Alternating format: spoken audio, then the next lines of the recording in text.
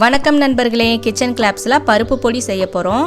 இட்லி, தோசை, சூடான சாதம் கூட சாப்பிட்றதுக்கு சூப்பராக இருக்கிற பருப்பு பொடி எப்படி செய்கிறதுன்னு பார்க்கலாம். அடுப்பை ஆன் பண்ணி தவா வச்சிடலாம். அதில் 1 டீ டம்ளர் அளவுக்கு பாசிப்பருப்பு சேர்த்து நல்லா சிவக்க வறுத்து எடுத்துக்கலாம். பருப்புகள் எல்லாமே ஒரே அளவு தான். எந்த டம்ளரில் நாம் எடுக்கிறோமோ அதே டம்ளர்லேயே எல்லாம் பருப்பும் எடுத்துக்கலாம்.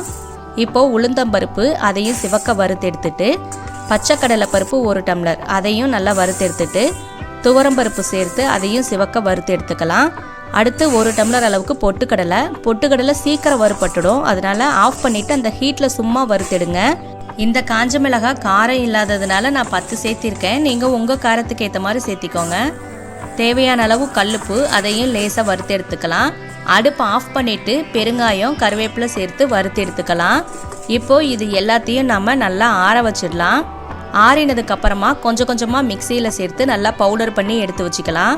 பவுடர் பண்ணதை நல்லா மிக்ஸ் பண்ணிவிட்டு இதையும் கொஞ்சம் நேரம் ஆற விட்டு அதுக்கப்புறமா நம்ம ஸ்டோர் பண்ணி வச்சுக்கிட்டாக்கா நம்மளோட சூப்பரான சுவையான பருப்பு பொடி ரெடி ஆயிடுச்சு. சாப்பிட்றப்போ நல்லெண்ணெய் இல்லை நெய் சேர்த்து சாப்பிட்டு பாருங்கள், ரொம்ப நல்லாயிருக்கும். நீங்களும் இது மாதிரி செஞ்சு பாருங்கள். திரும்பவும் நாம் இன்னொரு ரெசிபியில் சந்திக்கலாம். நன்றி.